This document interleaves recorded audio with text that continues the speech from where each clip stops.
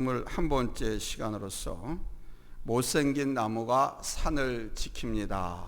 이런 제목으로 함께 은혜를 나누겠습니다. An ugly tree protects the mountain. 못생긴 나무가 산을 지킵니다. 성 어거스틴은 우리 기독교 역사 속에 성자로 칭함을 받는 사람입니다. 그래서 그의 이름 어거스틴 앞에 항상 세인트, 성을 꼭 붙이고 있습니다.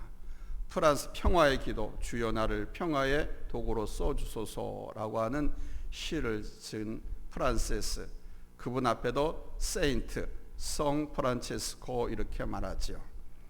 사람 이름 앞에 세인트, 성자가 붙는다고 하는 것은 웬만한 사람은 그리 될 수가 없습니다. 적어도 어거스틴 정도 되니까. 그러니까 예수님과 같은 거룩하고 구별된 삶을 산 분들 많지 않잖아요. 예수님은 아니지만 작은 예수로 해서 삶을 이 땅에서 산 분들, 그분들 앞에 세인트, 성인이라고 하는 닉네임을 붙이고 있습니다. 이 성 어거스틴이 제자들과 함께할 때 있었던 아주 유명한 일화 하나가 있습니다. 하루는 제자들이 이 성 어거스틴에게 질문을 했습니다. 그리스도의 덕목 가운데 가장 으뜸되는 덕목이 무엇입니까? The most important virtue. What the most important virtue? 가장 으뜸되는 덕목이 무엇입니까? 그랬더니 즉각 어거스틴이 대답했죠. Humility. 겸손이라네. 이어 제자는 그럼 두 번째로 큰 덕목은 무엇입니까? 그랬습니다. Second big virtue. 겸손이지. 그럼 세 번째는요? 역시 겸손이야. 우리 기독교 강요를 집필한 장로교의 창시자 존 칼빈은 이 일화를 인용하면서 신앙은 곧 겸손이다. Faith is humility. 신앙은 곧 겸손이다 라고 정의를 내렸습니다. 한번 따라서 할까요? 신앙은 곧 겸손입니다. 옆상을 보면서 인사합시다. 신앙은 곧 겸손이랍니다. 그렇습니다. 신앙은 곧 겸손입니다. 겸손한 사람만이 하나님의 말씀을 듣고 믿고 하나님을 하나님 되게 하는 것입니다. 겸손한 사람이 자신의 죄인됨을 고백하고 하나님 앞에 엎드립니다. 겸손한 사람이 하나님 앞에 나와 기도합니다. 겸손하지 않은 사람은 나오지도 않습니다. 엎드리지도 않습니다. 기도도 하지 않습니다. 이와 반대로 교만한 사람은 하나님을 믿지 않습니다. 당연히 하나님의 말씀을 들으려고 하지도 않고 믿으려고 하지도 않죠. 오직 자기가 신이 되려고 하고 자기의 생각과 경험이 옳다고만 하려 하고 자신만을, 자기가 가진 소유, 재물, 권력만을 의지하려 할 뿐입니다.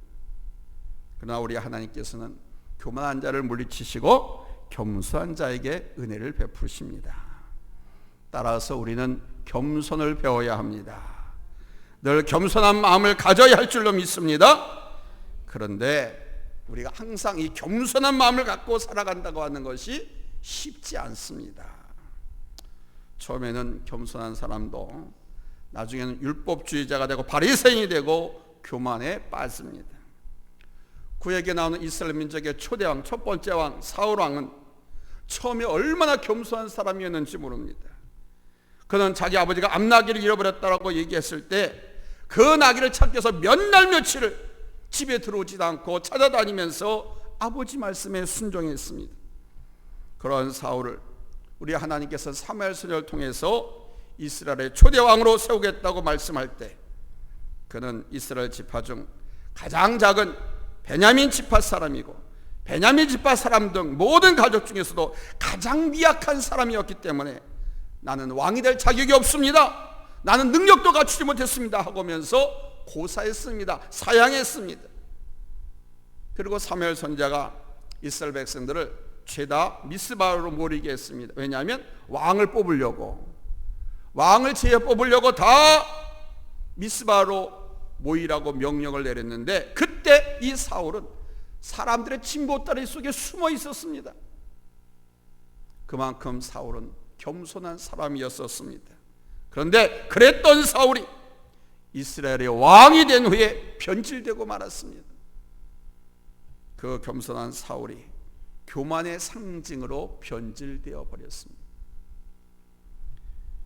교인들 가운데서도 처음 신앙생활하면서 은혜를 받았을 때, 그리고 처음 직분을 받았을 때 그 직분에 순종하면서 열심을 다할 때는 참 겸손하다가도 어느 정도 시간이 지나면서 교만해져 있는 모습을 발견하곤 합니다. 참 미안한 이야기입니다만 우리 교회 장로님들은 그렇지 않습니다. 장로가 되고 또 권사가 되면 변하는 사람들이 있습니다. 그래서 제가 부흥회를 가거나 우리 백유모 장로님 직접 보기도 하셨겠지만 노회 행사에 임지식 때 권면이나 축사 이런 순서를 맡으면 딴 얘기 안 합니다. 우리 교회 장로님들만 같아라, 우리 교회 장로님들을 보고 배우십시오, 이렇게 말하고 저는 끝냅니다. 우리 교회 장로님들은 시간이 지날수록 더 겸손하고 정말 열정적으로 사명을 감당하고 있거든요. 그런데 다른 교회 사례를 보면 일부 장로들이 존경받지 못한 모습으로, 또 일부 권사들이 존경받지 못한 모습으로 목회자와 교회를 힘들게 하는 경우들이 많이 있습니다. 처음에 집사 직분을 받아서 교회와 목회자를 잘 섬길 때는 아주 겸손하게 그리고 우직하게 충성을 다하다가 그런 충성스러운 모습에 권사로 세우고 장로로 딱 세워놓으면 어느새 돌변해 있습니다. 오히려 목회자를 대적하거나 교회의 가시가 되어서 성도들을 힘들고 어렵게 하는 분들이 많이 있습니다. 교만의 대표적인 예입니다. 그래서 이 교만은 가까이 하거나 흉내도 내려고 해서는 안 됩니다. 왜냐하면 교만하면 사울을 본보기로 하나님께서 말씀하고 계시거든요. 죽이십니다, 망하게 하시거든요. 그래서 교만은 패망의 선봉이고 넘어짐의 앞잡이라고 말씀하고 있습니다. 여러분, 교만하지 않기 바랍니다. 아멘. 왜 교만하지 않아야 되느냐? 앞서도 말씀드렸지만 패망과 넘어짐의 앞잡이고 선봉입니다. 망합니다. 하나님께서 가만두지 않습니다. 겸손한 척 숨어 지낸다 하더라도 교만한 놈은 하나님께서 찾아서 찍어서 멸망시키신다고 말씀하고 있습니다. 첫째로 교만은 영적인 간음을 일으키기 때문에 교만하면 안 됩니다. 우리가 교만하게 되면 간음하는 여자처럼 되는 거예요. 오늘 보면 사전 이렇게 시작하죠. 간음한 여인들아, 이럽니다.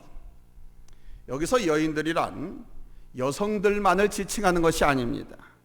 이 여인들이라고 하는 표현은 어디까지나 상징적인 표현으로서 영적인 간음을 일삼는 사람들을 지칭하는 겁니다. 남편을 두고 다른 남자와 바람 피우는 여성처럼 하나님을 섬기면서 세상과 바람 피우는 것을 말합니다. 하나님으로부터 직분을 받고 충성을 다할 것을 맹세하고 하나님의 은총과 축복, 은사를 받은 그것을 배반하고 다른 교회로 도망가고 이것저것 기웃거리면서 간음한 그런 사람들을 말하는 거예요. 세상의 명예에 유혹에 푹 빠져 사는 사람들.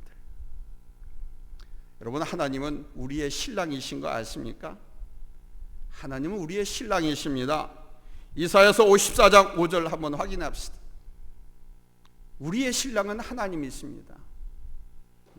여성분들의 신랑이 하나님이라는 게 아니고 예수 믿는 사람들 모든 성도들의 신랑은 하나님이 있습니다. 찾았으면 아멘 합니다. 이사야서 54장 5절입니다. 넋을 잃고 있지 마시고 우리 합독하겠습니다. 시작. 이는 너를 지으시니가 내 남편이시라. 그의 이름은 만군의 여호와시며 내 구속자는 이스라엘의 거룩한 이시라. 아멘. 만군의 여호와가 우리 남편이라고 그러고요, 이스라엘의 거룩한 이가 우리 남편이라고 그럽니다. 그러니까 우리 하나님이 우리의 신랑이라는 거예요. 믿습니까? 하나님께서 이렇게 말씀하고 있는데 아니라고 하면 여러분은 예수 안 믿는 사람들인 거예요. 또 에레미야서 3장 20절에서도 말씀합니다. 예레미야 3장 20절. 찾았으면 아멘 합니다.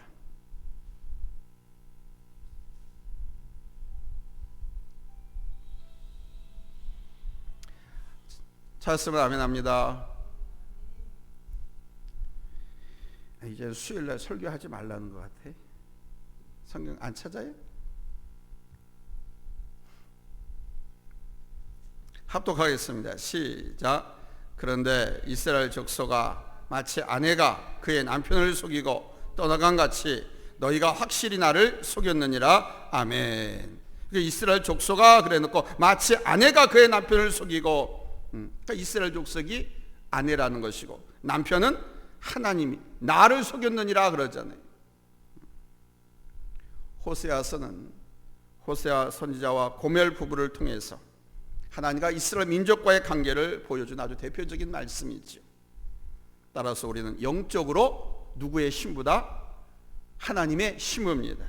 성도들의 신랑은 누구예요? 하나님이 있습니다. 왜 하나님께서 우리를 하나님의 신부로 비유하셨을까요? 그 이유는 하나님의 선택적 사랑을 말씀하기 위해서인 겁니다. 보십시오. 우리가 결혼을 할 때 많은 여인들 중에서 한 여자를 선택하게 됩니다. 모든 여인을 다 선택할 수 없습니다. 마음에 든다고 여인을 다 내 신부로 맞이할 수 없습니다. 그러니까 일부 다처제를 실시하고 있는 나라, 그건 잘못된 겁니다. 성경은 일부 일처제입니다. 하나님께서 아달을 만드시고 나서 하와 한 사람을 만들어 주셨지 두세 넷을 만들어 주지 않았습니다. 마음에 든다고 마음에 든 세상 여자 죄다 데려다가 아내 어떻게 삼습니까? 그럴 수 없습니다. 오직 한 사람입니다. 오직 그녀만 나의 신부인 것입니다. 따라서 이것은 어디까지나 선택의 원리라는 것입니다. 하나님과 이스라엘 민족의 관계가 그러하다는 거예요. 많은 민족 중에서 이스라엘 민족을 선택하셨습니다. 그들을 통해서 우리 하나님의 구원의 역사를 이루기 위해서 아브라함을 또 택하셨습니다.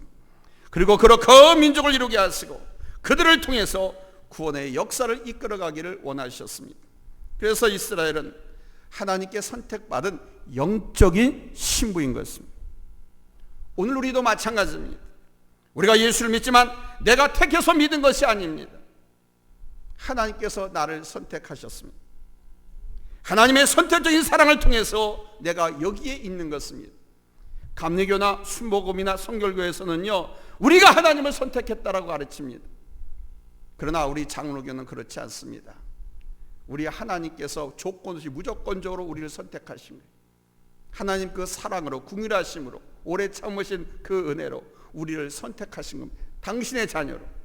아멘. 하나님의 선택적인 사랑을 통해서 내가 여기에 있는 거예요. 이것을 우리가 잊지 말아야 됩니다. 어떻게 볼 때 내가 교회에 나온 것 같고 내가 이 교회를 선택한 것 같고 내가 하나님을 믿기로 선택한 거라고 우리가 생각할 수 있잖아요. 그런데 하나님 말씀은 너의 그 생각을 내가 주었다 이거예요. 그래서 내가 너를 교회 오게 하고 내가 누구를 너에게 붙여줘서 그에게 복음을 전하게 하고 너가 복을 받아들임으로 나의 자녀가 되게 만다. 하나님께서 만드셨다는 거예요. 아멘. 이 말이 맞지요. 복음을 똑같이 전해도 어떤 사람은 거부하고 어떤 사람은 거부할 것 같은데 받아들이고 영접하고. 그러니까 하나님께서 하시는 겁니다. 우리의 생각하고 완전히 다르잖아요. 자, 그런데 우리가 겸손할 때는 하나님 앞에 순결한 신부가 됩니다. 오직 하나님 앞에서 그 산 앞에 반응하고 순종합니다. 어떤 때는? 겸손할 때는. 그러나 교만하게 되면 하나님을 두고 세상을 의지하게 됩니다. 세상을 사랑하고 세상의 중력과 유혹에 빠져들어가게 됩니다. 그래서 요한 1서 2장 15절에서 이렇게 말씀하십니다. 요한 1서 2장 15절에서 이 세상이나 세상에 있는 것들을 사랑하지 말라. 누구든지 세상을 사랑하면 아버지의 사랑이 그 안에 있지 아니하니 이는 세상에 있는 모든 것이 육신의 정욕과 안목의 정욕과 이생의 자랑이니 다 아버지께로부터 온 것이 아니요 세상으로부터 온 것이라. 여기서 세상과 인간이 벗되고 마는 거예요. 친구가 되는 거예요. 세상하고. 신랑 되시는 하나님이 아니라 세상이 못이 되고 세상을 더 사랑하게 되고 세상의 쾌락과 즐거움에 빠져들고 맙니다. 그래서 가늠한 여인들아 세상과 벗된 것이다 라고 말씀하고 있는 겁니다. 하나님과 세상을 동시에 함께 사랑할 수 없습니다. 예수님께서는 두 주인을 동시에 섬길 수 없다고 말씀하셨습니다. 마태복음 6장 24절에 한 사람이 두 주인을 섬기지 못할 것이니 혹 이를 미워하고 저를 사랑하거나 혹 이를 중히 여기고 저를 경히 여김이라. 너희가 하나님과 재물을 겸하여 섬기지 못하느니라 그러셨어요. 재물과 하나님을 동시에 사랑할 수 없습니다. 세상과 하나님을 동시에 사랑하고 섬길 수 없습니다. 재물에는 놀라운 힘이 있죠. 그래서 사도 바울은 디모데전서 6장 10절에서 돈을 사랑하는 것이 일만하게 뿌리라고 말씀했습니다. 돈을 사랑한다라고 하는 표현한 것에 유념하셔야 됩니다. 사랑한다라고 하는 것은 영적인 힘이 있다는 것입니다. 마력이 있다는 거예요. 사랑의 힘에는. 그렇잖아요. 사랑의 힘에는요 영적인 힘이 있습니다. 그 물질을 사랑하는 것을 그래서 맘몬이 있음이라고 그래요. 맘몬.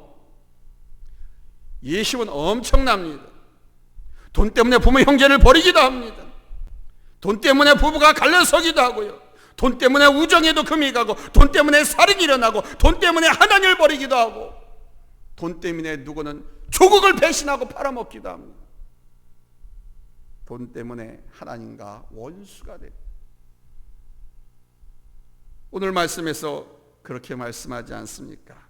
4절에 가늠한 여인들아 세상과 벗된 것이 하나님과 원수됨을 알지 못하느냐.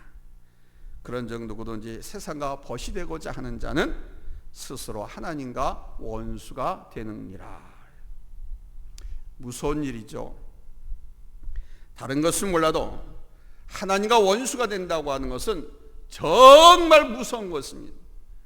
하나님이 피할 바위가 되시고 산성이 되시고 나의 도움이 되시고 보험이 되시고 안식처가 되셔야 되는데 그 하나님과 원수가 되면 내가 어디에 피합니까? 내가 어디에 씁니까? 어디 가서 내가 누구한테 죄를 용서해 달라고 구합니까?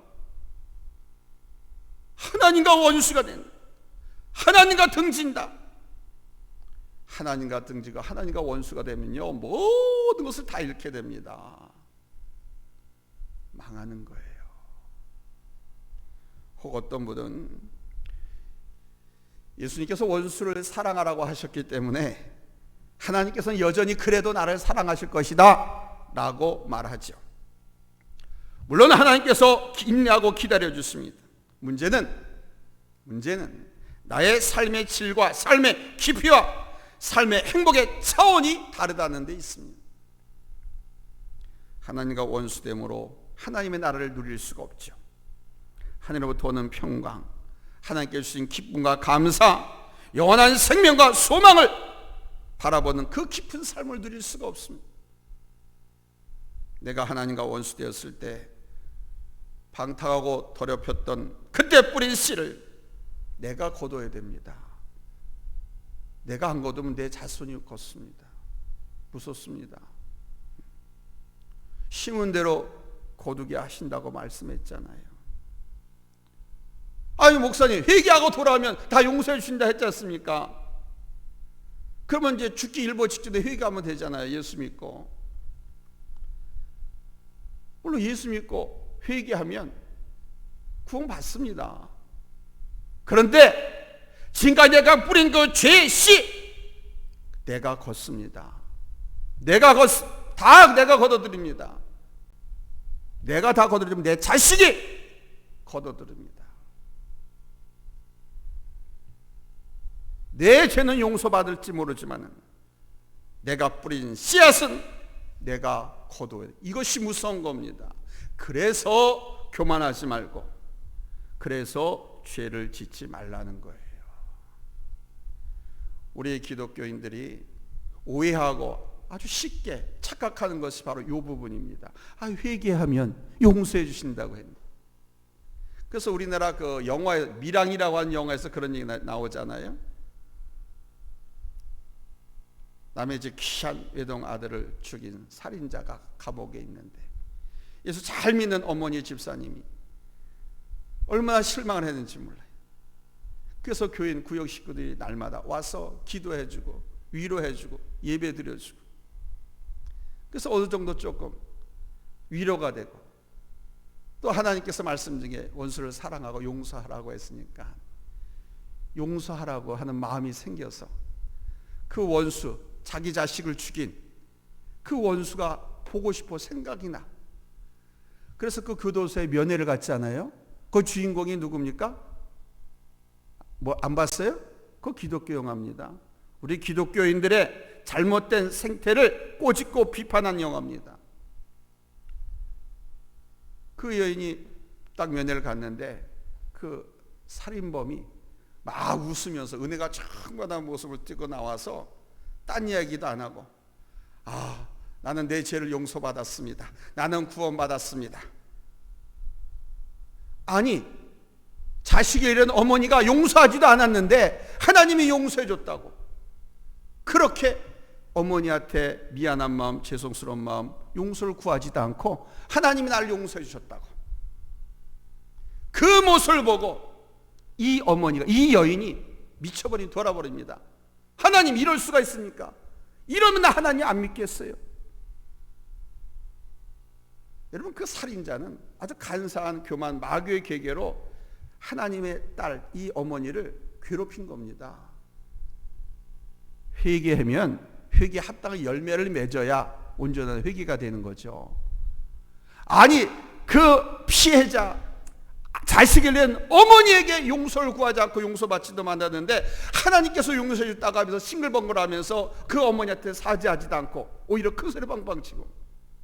그게 밀양에 나오는 영화입니다. 우리 한국 기독교인들이 이렇게 잘못 알고 있다는 거예요. 많은 기독교인들이 회개만 하면 다 되는 거죠. 하나님 앞에 회개만 하면 다 되는 건 줄 알아요. 내가 다 치러야 됩니다. 회개했잖아요. 감옥살이 하잖아요. 살인범으로서 값을 치르는 겁니다. 용서하셨다고 해서 그냥 다 없어지는 게 아니에요. 그래서 우리는 죄를 짓지 말아야 되는 거예요.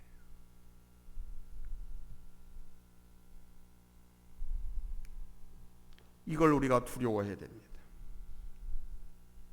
그래야 세상에서 하나님도 좋고 예수도 좋고 교회도 다 좋은데 예수쟁이인 너 때문에 예수 안 믿는다, 예수쟁이인 너 때문에 교회 안 다닌다, 이런 말이 안 나올 수 있는.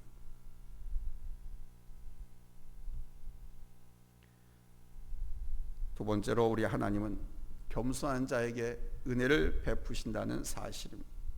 오늘 본문 6절 우리 한번 다 같이 읽겠습니다. 6절 찾았으면 아멘 합니다. 합독하겠습니다. 시작. 그러나 더 큰 은혜를 주시나니 그러므로 일렀으되 하나님이 교만한 자를 물리치시고 겸손한 자에게 은혜를 주신다 하였느니라. 아멘. 사랑하는 여러분, 우리 하나님은요 겸손한 사람을 원하십니다. 찾고 계십니다. 교만한 자를 물리치시지만 우리 하나님은 겸손한 자에게는 은혜를 베푸십니다. 우리도 그렇잖아요. 교만한 사람하고는 함께하고 싶지 않잖아요. 그러나 겸손한 사람을 보면은 친근감도 가고 보기도 좋고 또 함께하고 싶지요. 고도원에 못생긴 나무가 산을 지킨다라는 책이 있습니다. 이 책의 제목을 오늘 말씀의 제목으로 제가 삼은 거예요. 못생긴 나무가 산을 지킨다. 산에도 보면요, 잘생긴 나무는요 중간에 일찍 잘려나갑니다. 제목감으로 쓰려고. 그러나 못생긴 나무는 끝까지 살아남아서 그 산에서 제일 큰 나무가 됩니다. 분재를 봐도 그렇죠. 분재, 아주 작고 못생긴 것이 아주 사람들을 감탄케 하는 예술 작품은 아주 값비싼 작품이 만들어집니다. 어느 날 그 유명한 세계의 그 조각가 미켈란젤로에게 당신 어떻게 피에타상이나 다윗상 같은 훌륭한 조각상을 만들 수 있었습니까? 하고 물었습니다. 그러자 이 미켈란젤로가 이렇게 말했답니다. 아무리 못생긴 돌덩이도 이미 다윗과 같은 아름다운 조각상이 그 돌덩이 대리석 안에 있다고 믿고 내가 필요 없는 부분을 깎아내기만 했다, 이렇게 말했다고 합니다. 사도 바울이 하나님께 쓰임받은 것은 그의 겸손함 때문이었습니다. 사도 바울은 다메섹 도상에서 부활하신 예수 그리스도를 만난 후 세상적으로 자기가 자랑할 수 있었던 모든 배경, 그 모든 것을 자랑하지 않았습니다. 오히려 그것을 배설물로 여겼습니다. 배설물로 여겼다가는 가까이 하지 않고 사용하지 않는다는 거죠. 누가 똥을 가까이 하고 오줌을 가까이 하고 먹고 다니고 그러겠어요? 그 좋은 학벌, 출신, 그 모든 학위, 명성, 지위, 그 모든 것을 사용하지 않았습니다. 배설물로 여겼습니다. 내세우지 않고 오히려 그는 자기의 약한 것을 자랑했습니다. 내가 하나님 믿는다고 하지만 내가 이렇게 실수하고 이렇게 넘어지고, 그게 예수 믿는 사람들을 옥에 가두고 잡아두고 핍박하고 죽이고 이런 못된 짓을 했었다는 거 아닙니까? 교만의 극치에 빠졌어. 그 상처와 허물을 가지고 늘 주님 앞에 나갔고, 하나님 이 상처를 치료해 주세요. 이 실수, 이 허물, 이 잘못을 용서해 주세요.